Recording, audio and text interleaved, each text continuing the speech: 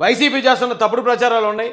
ఈ తప్పుడు ప్రచారాలను ఎప్పటికప్పుడే ప్రజలకు మనం తెలియజేయాలి. కాబట్టి ప్రతిరోజు ఆ రోజుకి వైసీపీ చేసిన తప్పుడు ప్రచారాల్లో మరీ అన్నీ వాళ్ళు చేసే అన్నిటికి మనం సమాధానం చెప్పలేం. ఎందుకంటే రోజుకి కొన్ని వేలల్లో తప్పుడు ప్రచారాలు బయటికి రిలీజ్ చేస్తారు. అందులో కొన్ని ముఖ్యమైన అంశాలను మాత్రం ప్రజలకు తెలియజేద్దాం. ఇతను ఒక జడ్జిగా చేసి రిటైర్ అయ్యాడు. రిటైర్ అంటే వాలంటీర్ రిటైర్మెంట్ తీసుకున్నానని అతను అంటాడు. అతను ఏదో తప్పు చేస్తే తీస్తారని మరికొందరు అంటారు. ఇయో జడ్జి అంటే అతను ఏం చేయాలి? ఎవరైతే తప్పు చేశారో, నేరస్తుడు ఎవరైతే ఉన్నారో వాళ్ళకి శిక్ష విధించటం జడ్జి గారికి ఇచ్చిన విధులు, అంటే జడ్జి గారికి ఇచ్చిన డ్యూటీ అది. అలాంటి ఒక జడ్జి చేసిన వ్యక్తి ఈ రోజున నేరస్తులకి అనుకూలంగా నేరస్తులకు కొమ్ము కాస్తూ పబ్లిక్గా మాట్లాడుతున్నాడు. ఎందుకు? ఈ రోజున జగన్మోహన్ రెడ్డి గారితో వైసీపీతో అంటకాగుతున్నాడు కాబట్టి. ఒకసారి అతను ఏం మాట్లాడాడు విందాం చూడండి.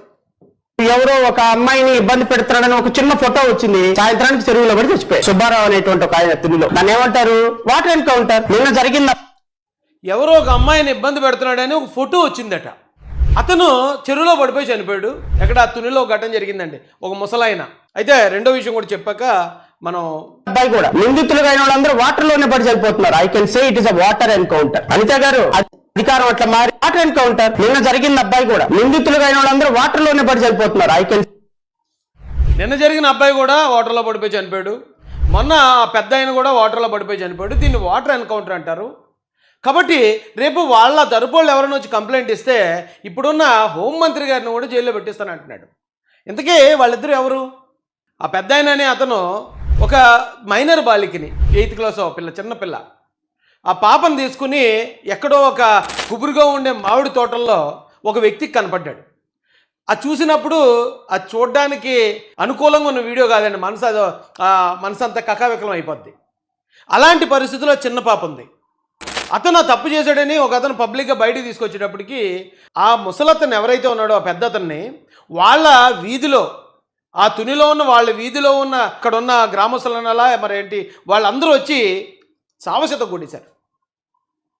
వాళ్ళ కొడుకు కూడా నా తండ్రిని ఏం చేసినా సరే నాకు సంబంధం లేదు, అలాంటి తోడు కడుపును ఎందుకు పుట్టానని బాధపడ్డానని వాళ్ళ కొడుకు కూడా బాధపడ్డాడు.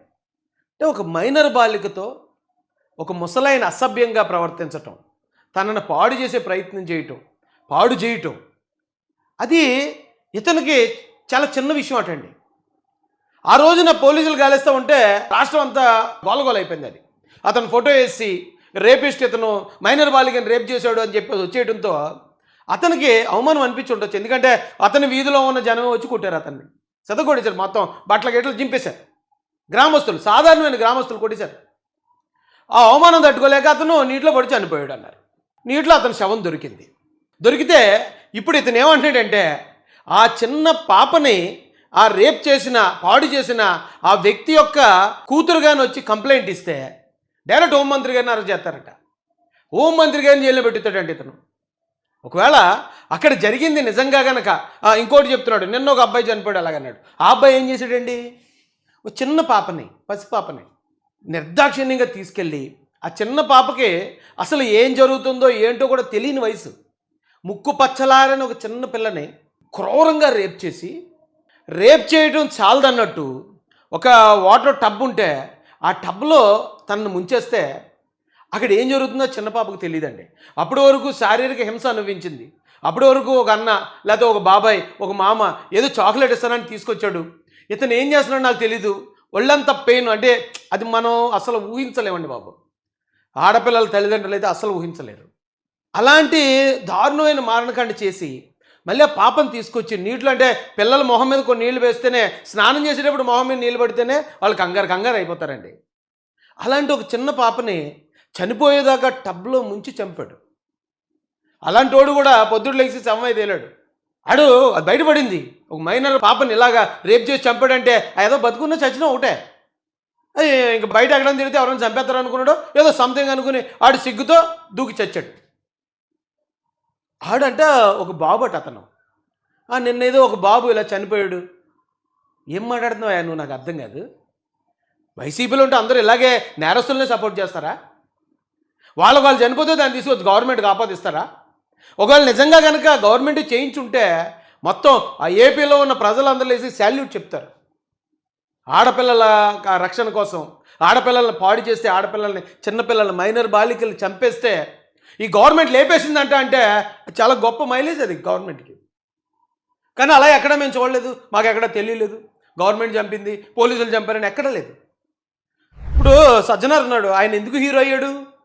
అక్కడ దిశ అనే ఒక అమ్మాయిని నలుగురు, ఆ అమ్మాయి అయితే పెద్ద అమ్మాయి, మైనర్ కాదు, నలుగురు రేప్ చేసి దహనం చేశారు, చంపేశారని నలుగురు లేపేస్తే ఆ రోజున ఇండియాకి హీరో అయిన సజ్జనార్. ఒకవేళ నిజంగా ఈ చిన్నపిల్లల విషయంలో ఇలా ప్రవర్తించిన వాళ్ళని ఏ పోలీసు అధికారైనా లేపేయాడంటే ఆయన కూడా హీరో అవుతాడండి. అలా ఒకవేళ లేపించేయడంలో ప్రభుత్వం యొక్క ఇది ఉండా, లేపేయండి ఆడపిల్లల్ని ఎలా చేసేవాడు, రేపు పొద్దున్నకి ఎవడు అలా చేయకుండా లేపి అవతల పాడేయండి అనేది ఎక్కడన్నా ఉందనుకోండి, జనం అందరూ లెగిసి నిలబడి చప్పట్లు కొడతారు, శాల్యూట్ చేస్తారు. కానీ వాళ్ళ కాళ్ళు చెరువులో దూకి చనిపోతే దాన్ని తీసుకొచ్చి వాళ్ళు తప్పు చేశారు అంటలేదు ఇతను. అలాంటి వాళ్ళంట అతను నీటిలో పడి చనిపోతే ఆ నీటిలో పడి చనిపోయిన దానికి కారణం వైసీపీ చేస్తున్న తప్పుడు ప్రచారాలు ఉన్నాయి.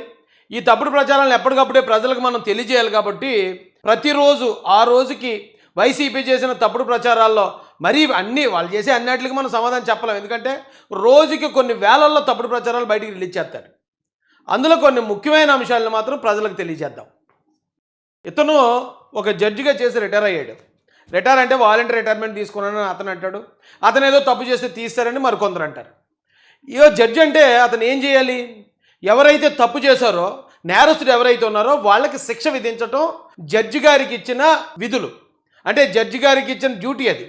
అలాంటి ఒక జడ్జి చేసిన వ్యక్తి ఈ రోజున నేరస్తులకి అనుకూలంగా, నేరస్తులకు కొమ్ము కాస్తూ పబ్లిక్గా మాట్లాడుతున్నాడు. ఎందుకు? ఈ రోజున జగన్మోహన్ రెడ్డి గారితో వైసీపీతో అంటకాగుతున్నాడు కాబట్టి. ఒకసారి అతను ఏం మాట్లాడాడు విందాం, చూడండి. ఎవరో ఒక అమ్మాయిని ఇబ్బంది పెడుతున్నాడని ఒక చిన్న ఫోటో వచ్చింది, సాయంత్రానికి చెరువులో పడి చచ్చిపోయి సుబ్బారావు అనేటువంటి ఒక ఆయన తునిలో. దాన్ని ఏమంటారు? Water encounter. నిన్న జరిగింది. ఎవరో ఒక అమ్మాయిని ఇబ్బంది పెడుతున్నాడని ఒక ఫోటో వచ్చిందట. అతను చెరువులో పడిపోయి చనిపోయాడు. ఎక్కడ? తునిలో ఘటన జరిగిందండి, ఒక ముసలాయన. అయితే రెండో విషయం కూడా చెప్పాక మనం అబ్బాయి కూడా నిందితులుగా అయిన వాళ్ళందరూ వాటర్ లోనే పడి చనిపోతున్నారు. I can say it is a water encounter. Anita గారు అధికారం అట్లా మారి వాటర్ ఎన్కౌంటర్. నిన్న జరిగింది అబ్బాయి కూడా నిందితులుగా అయిన వాళ్ళందరూ వాటర్ లోనే పడి చనిపోతున్నారు. ఐ కెన్ నిన్న జరిగిన అబ్బాయి కూడా వాటర్లో పడిపోయి చనిపోయాడు. మొన్న పెద్ద ఆయన కూడా వాటర్లో పడిపోయి చనిపోయాడు. దీన్ని వాటర్ ఎన్కౌంటర్ అంటారు. కాబట్టి రేపు వాళ్ళ తరపుళ్ళు ఎవరైనా వచ్చి కంప్లైంట్ ఇస్తే ఇప్పుడున్న హోంమంత్రి గారిని కూడా జైల్లో పెట్టిస్తానంటున్నాడు. ఇంతకీ వాళ్ళిద్దరూ ఎవరు? ఆ పెద్ద ఆయన అనే అతను ఒక మైనర్ బాలికని, 8th క్లాస్ పిల్ల, చిన్నపిల్ల, ఆ పాపను తీసుకుని ఎక్కడో ఒక గుబురుగా ఉండే మామిడి తోటల్లో ఒక వ్యక్తికి కనపడ్డాడు. అది చూసినప్పుడు అది చూడడానికి అనుకూలంగా ఉన్న వీడియో కాదండి, మనసు అంతా కకావికలం అయిపోద్ది. అలాంటి పరిస్థితుల్లో చిన్న పాప ఉంది. అతను తప్పు చేశాడని ఒక అతను పబ్లిక్గా బయటికి తీసుకొచ్చేటప్పటికి ఆ ముసలతను ఎవరైతే ఉన్నాడో ఆ పెద్ద అతన్ని వాళ్ళ వీధిలో, ఆ తునిలో ఉన్న వాళ్ళ వీధిలో ఉన్న అక్కడ ఉన్న గ్రామస్తులనలా మరేంటి వాళ్ళందరూ వచ్చి సావశత కొట్టేశారు. వాళ్ళ కొడుకు కూడా నా తండ్రిని ఏం చేసినా సరే నాకు సంబంధం లేదు, అలాంటి తోడు కడుపును ఎందుకు పుట్టానని బాధపడ్డానని వాళ్ళ కొడుకు కూడా బాధపడ్డాడు. అంటే ఒక మైనర్ బాలికతో ఒక ముసలైన అసభ్యంగా ప్రవర్తించటం, తనను పాడు చేసే ప్రయత్నం చేయటం, పాడు చేయటం, అది ఇతనికి చాలా చిన్న విషయం అటండి. ఆ రోజున పోలీసులు గాలిస్తూ ఉంటే రాష్ట్రం అంతా గోలగోల అయిపోయింది. అది అతను ఫోటో వేసి రేపిస్ట్, ఇతను మైనర్ బాలికని రేప్ చేశాడు అని చెప్పేసి వచ్చేయడంతో అతనికి అవమానం అనిపించి ఉండొచ్చు. ఎందుకంటే అతని వీధిలో ఉన్న జనం వచ్చి కొట్టారు, అతన్ని కొట్టేశారు, మొత్తం బట్టల గేట్లు చింపేశారు. గ్రామస్తులు, సాధారణమైన గ్రామస్తులు కొట్టేశారు. ఆ అవమానం తట్టుకోలేక అతను నీటిలో పడి చనిపోయాడు అన్నారు. నీటిలో అతని శవం దొరికితే ఇప్పుడు ఇతను ఏమంటాడంటే ఆ చిన్న పాపని ఆ రేప్ చేసిన, పాడు చేసిన ఆ వ్యక్తి యొక్క కూతురుగాని వచ్చి కంప్లైంట్ ఇస్తే డైరెక్ట్ హోంమంత్రి గారిని అరెస్ట్ చేస్తారట. హోంమంత్రి గారిని జైల్లో పెట్టుతాడంటే ఇతను. ఒకవేళ అక్కడ జరిగింది నిజంగా గనక, ఇంకోటి చెప్తున్నాడు, నిన్న ఒక అబ్బాయి చనిపోయాడు అలాగన్నాడు. ఆ అబ్బాయి ఏం చేశాడండి?